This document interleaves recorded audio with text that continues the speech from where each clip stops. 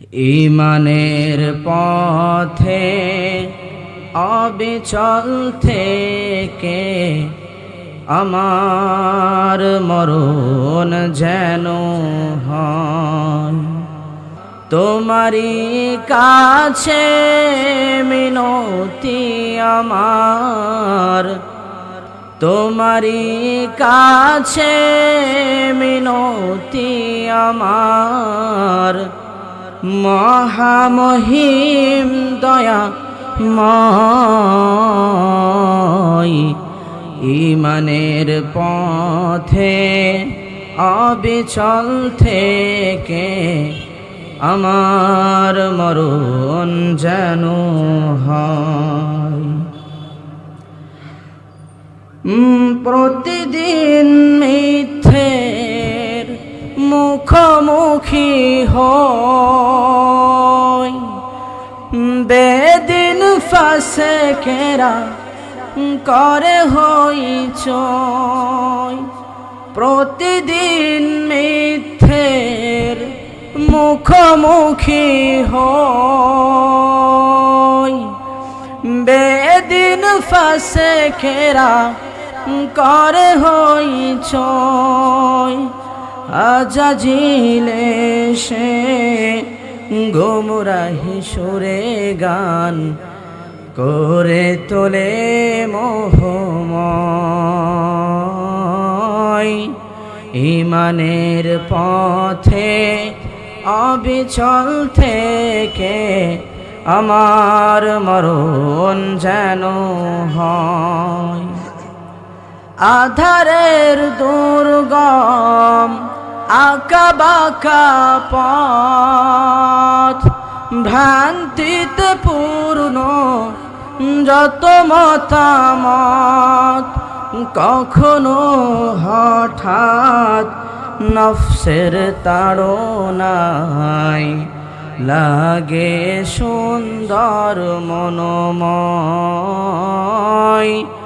ঈমানের পথে অবিচল থেকে আমার মরণ যেন হয়।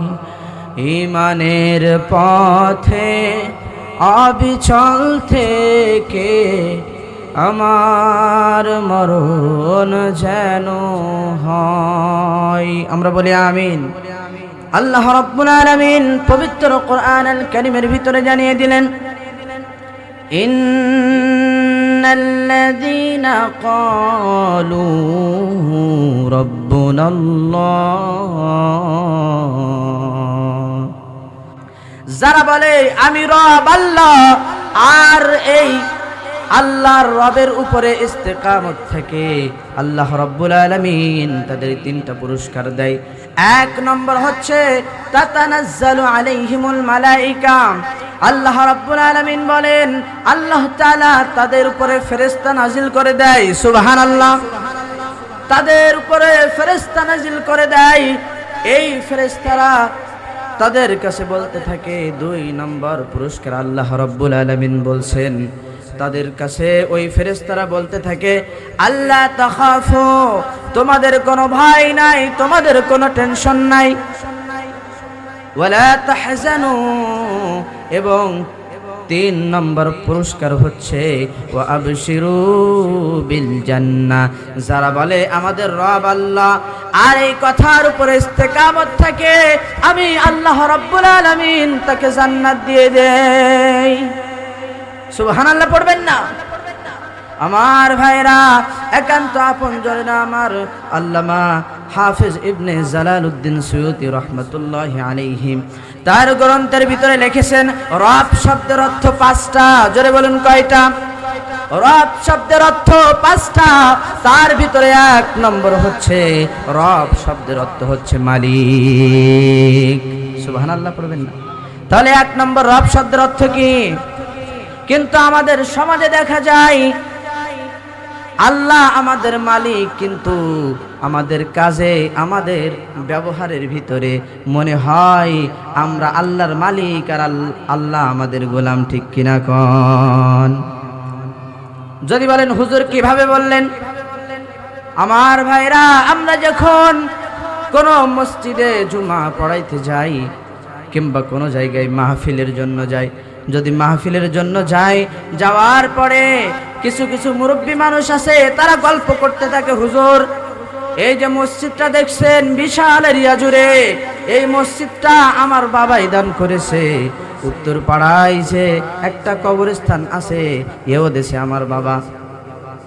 আর আমি মাদ্রাসার সভাপতি, সেক্রেটারি, মাদ্রাসার সমস্ত জমি দান করেছি। তার কথা শুনে মনে হয় ওই ব্যক্তি আল্লাহকে দান করেছে। কিন্তু আল্লাহ রাব্বুল আলামিন বলেন, যারা বলে আমার রব আল্লাহ, তাহলে রব শব্দের 1 নম্বর অর্থ হচ্ছে মালিক। 1 নম্বর শব্দ কি আমার ভাইরা? রব শব্দের 2 নম্বর অর্থ হচ্ছে রিজিক দাতা। আল্লাহ রাব্বুল আলামিন কেমন রিজিক দাতা?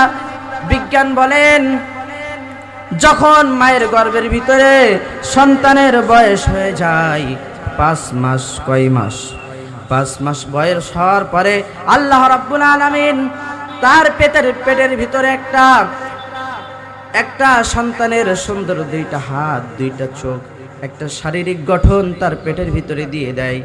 ওই ছোট্ট বাচ্চা পেটের ভিতরে ডাক দিয়ে আল্লাহ রাব্বুল আলামিনকে ডাকেন, ও আল্লাহ, আমার তো একটা শরীর গঠন হয়ে গিয়েছে, আমার তো খাবারের প্রয়োজন, ও আল্লাহ আপনি আমাদের রিজিকের ব্যবস্থা করে যান।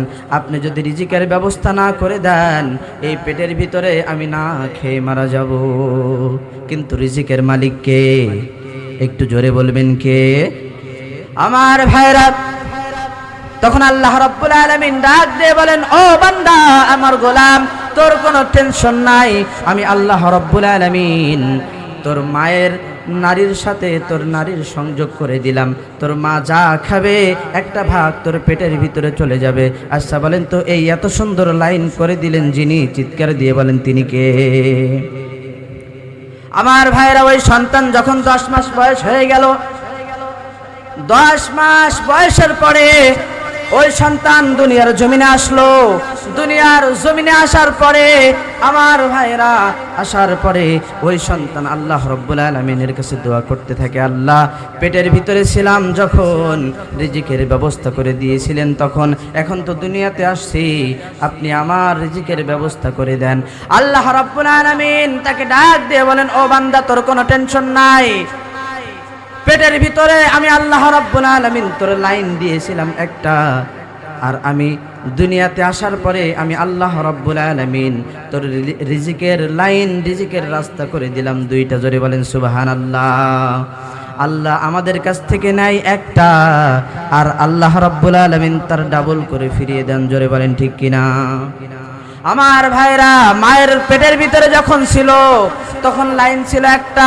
আল্লাহ রাব্বুল আলামিন বলেন, ও বান্দা, টেনশন করিস না, আমি আল্লাহ রাব্বুল আলামিন তোর জন্য 2টা লাইন খুলে দিয়েছি। তোর মায়ের 2টা স্তন আমি দুধে পরিপূর্ণ করে দিয়েছি। আমার ভাইরা, এবার আল্লাহ রাব্বুল আলামিন ডাক দিয়ে বলেন যে প্রত্যেক সন্তানেরা তার মায়েদের কাছ থেকে 2 বছর দুধ পান করতে পারবে। কত বছর? একটু জোরে বলেন। 2 বছর দুধ পান করতে পারবে। 2 বছর দুধ পান করার পরে এবার ওই সন্তান আল্লাহ রাব্বুল আলামিনকে ডাক দিয়ে বলেন, ও আল্লাহ, 2 বছর আপনি আমার জন্য রিজিকের 2টা লাইনের ব্যবস্থা করে দিলেন। 2 বছর পরে তো এই 2টা লাইন আপন আস্তে কেটে গিয়েছে। আল্লাহ 2 বছর হয়ে গিয়েছে, আমার রিজিকের লাইন বন্ধ হয়ে গিয়েছে। আল্লাহ, এখন আমি কি করব? আল্লাহ রাব্বুল আলামিন ডাক দিয়ে বলেন, ও বান্দা, আমি তোর কাছে প্রতিশ্রুতি দিয়েছি, ওয়াদা দিয়েছি, আমি আল্লাহ জানে তার ডাবল করে আমি তোদের কাছে ফিরিয়ে দেই। এবার আল্লাহ রাব্বুল আলামিন ডাক দিয়ে বলেন, তোর আগের লাইন ছিল 2টা, আমি আল্লাহ রাব্বুল আলামিন তোর রিজিকের লাইন করে দিলাম 4টা। আমার ভাইরা, তামাম পৃথিবীতে পানি, ফল আর আমিষ আর নিরামিষ, এই 4টার বাইরে কোনো খাবার নাই। আমার আল্লাহ রাব্বুল আলামিন ডাক দিয়ে বলেন, ও বান্দা, দুনিয়ার জমিনে তোমরা শুনে রাখো, তোমরা যদি আমার আইন, আমার দেখানো পথ, আমার দেখানো মত অনুযায়ী তোমাদের জীবনটাকে পরিচালনা করতে পারো, আমি আল্লাহ রাব্বুল আলামিন তুমি যখন মারা যাবে, আমি আল্লাহ রাব্বুল আলামিন তোমাদের 4টা রিজিকের লাইন বন্ধ করে দিয়ে 8টা জান্নাত তোমার জন্য খুলে দিব। সুবহানাল্লাহ পড়বেন না আমার ভাইরা? তাহলে আল্লাহ রাব্বুল আলামিন আমাদেরকে জোরে বলেন, তাহলে যেই রব আমাদের রিজিক দেন, যেই রব আমাদের মালিক, যেই রব আমাদের সৃষ্টি করেছেন, এই জমিন যার, আচ্ছা বলেন তো এই জমিনে আইন চলবে কার? একটু জোরে বলেন কার? আল্লাহ রাব্বুল আলামিন বলেন, ওয়া মান লাম ইয়াহকুম বিমা আনজালাল্লাহু ফাউলাইকা হুমুজ যালিমুন। আল্লাহ রাব্বুল আলামিন বলেন, যারা আল্লাহর নাজিলকৃত বিধান দিয়ে বিচার করে না, তারাই হচ্ছে এই জমিনের সব থেকে বড় জালেম। জোরে বলুন নাউজুবিল্লাহ। তাহলে যেই ব্যক্তি আল্লাহর আইন অনুযায়ী বিচার ফয়সালা করে না, ওই ব্যক্তি সব থেকে বড়